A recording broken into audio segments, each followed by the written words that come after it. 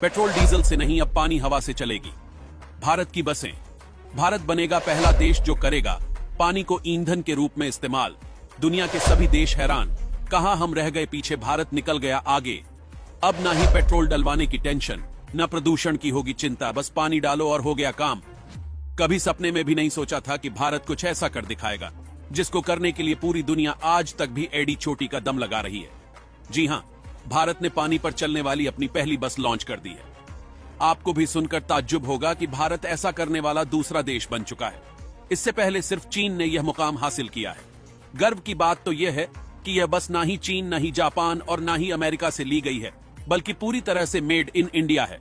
इस बस को पानी और हवा से चलाया जा सकता है, लेकिन कैसे, चलिए आपको पूरा ब्यौरा देते हैं। दोस्तों, एक तरफ आए दिन नई नई टेक्नोलॉजी देखने को मिल रही है, तो दूसरी तरफ लगभग पूरी दुनिया गंभीर प्रदूषण का सामना कर रही है, जिसके चलते अलग अलग देशों की सरकारें इसे रोकने का प्रयास कर रही हैं। भारत भी इससे निजात पाने के लिए इलेक्ट्रिक गाड़ियों को तेजी से अपनाने के लिए ग्राहकों को प्रेरित कर रहा है।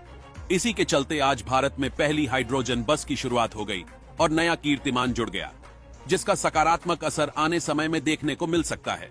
आपको बता दें, देश की राजधानी दिल्ली में केंद्र सरकार में पेट्रोलियम और प्राकृतिक गैस मंत्री हरदीप सिंह पुरी ने देश की पहली हाइड्रोजन चलित बस को हरी झंडी दिखाकर साफ सुथरे पर्यावरण की तरफ एक और कदम बढ़ा दिया, जिसका असर आने वाले दिनों में देखने को मिल सकता है।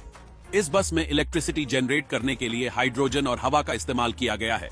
इस दौरान यह सिर्फ गर्मी और पानी प्रोड्यूस करती है।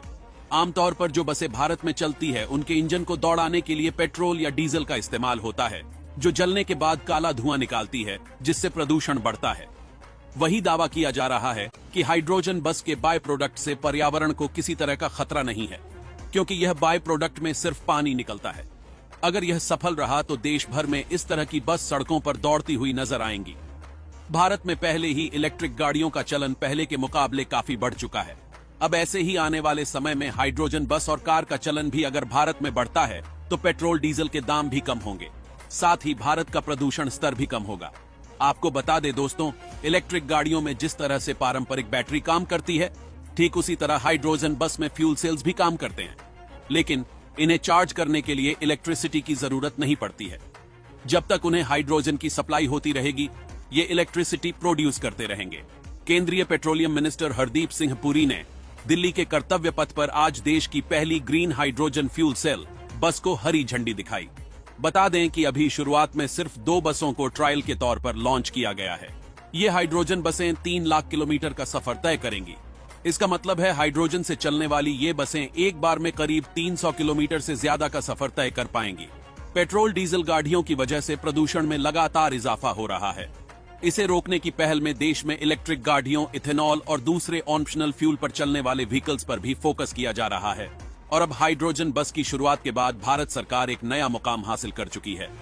सरकार दिल्ली एनसीआर क्षेत्र में 15 और फ्यूल सेल बसें चलाने की योजना बना रही है।